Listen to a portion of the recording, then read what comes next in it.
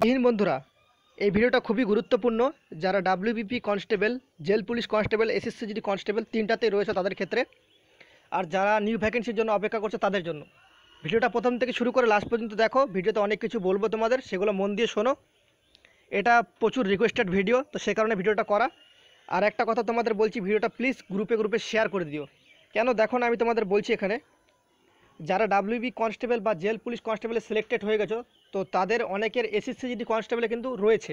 সেক্ষেত্রে তাদের রিমেডিক্যাল অনেকের রয়েছে, তো তাদের নম্বর মানে ভালোই হাইফাই রয়েছে। আর তোমাদের মতো ভাই বা বন্ধুর নম্বর কিন্তু কম রয়েছে যারা মেডিকেলে ফিট রয়েছে, ঠিক আছে।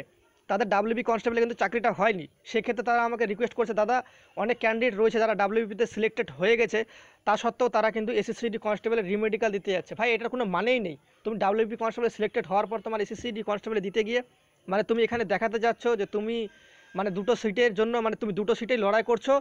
তো সেক্ষেত্রে মানে তুমি ডাব্লিউবিতে চাকরি করবে প্লাস এসএসসিজিডি কনস্টেবলে চাকরি করতে চাও, এরকম একটা মনোবল নিয়ে তুমি যাচ্ছ। কিন্তু তোমার একটা জিনিস জানে রাখা ভালো, যে তুমি একটাতেই চাকরি করতে পারবে, নয় ডাব্লিউপি কনস্টেবল না হলে এসএসসিজিডি, ঠিক আছে। তোমার যদি এসএসসিজিডি যদি ভালো লেগে থাকে তো সেক্ষেত্রে তুমি এসএসসিজি যাও রিমেডিক্যাল দিতে, কোনো প্রবলেম নেই।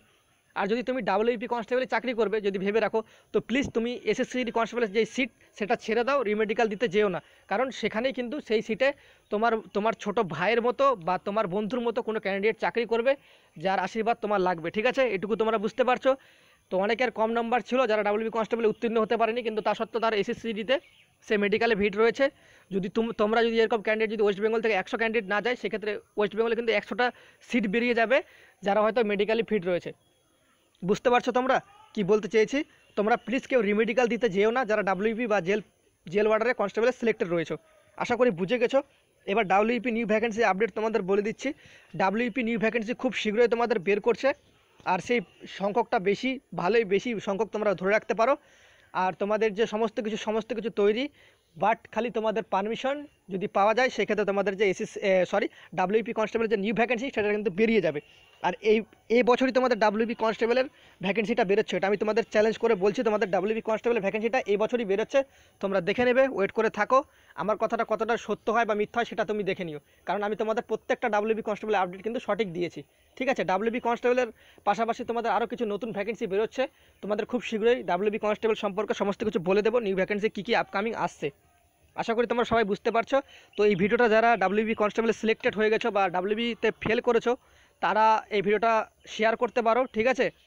আর একটা তোমাদের এখানে বলে দিচ্ছি, দেখো যে যারা WB constable plus jail police warder constable selected রয়ে গেছো, তাদের কোনোরকমভাবে কোনো চাপ নেই, তাদের কোনোরকম রিজেক্ট করা হবে না, ঠিক আছে। এবার এখানে একটা কথা বলি, যারা ডাব্লিউবি কনস্টেবলে ফেল করেছো, তো তাদের ক্ষেত্রে মানে অনেকে বলছিল, দাদা সেকেন্ড লিস্ট সম্পর্কে একটু যদি জানতে পারো আপডেট, সেক্ষেত্রে বলতে পারো।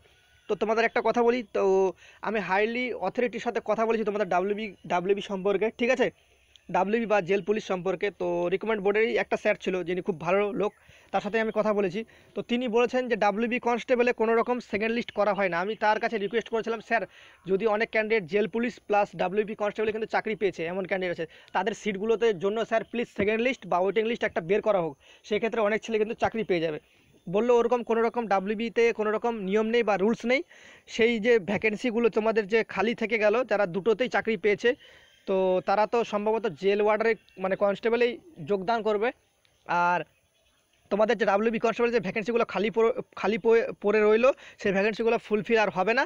সেই ভ্যাকেন্সিটা যে নিউ ভ্যাকেন্সি আসছে সেটাতে অ্যাড করে দেবে, ঠিক আছে। বুঝতে পারছো, অনেকে এটা জিজ্ঞেস করতে বলেছিল, তাই তোমাদের জন্য কিন্তু আমি তোমাদের কথা ভেবে এই কথাটা আমি জিজ্ঞেস করেছিলাম। একদম সঠিক আপডেট, একদম 100%। এটা তুমি যেখানে ইচ্ছা সেখানে শুনে নিতে পারো, ঠিক আছে। ভিডিওটা দেখে ভালো লাগলে অবশ্যই একটা লাইক করে দিও, আর প্রচুর পরিমাণে বন্ধুদের সাথে শেয়ার করে দিও, কারণ এই ভিডিওটা তোমাদের ভালোর জন্য এই ভিডিওটা তৈরি করা। আশা করি তোমরা বুঝতে পারছো। তো চলো, জয় হিন্দ, জয় ভারত, দেখা হচ্ছে পরবর্তী ভিডিওতে। ততক্ষণ তোমরা ভালো থাকো, সুরক্ষিত থাকো, বাই।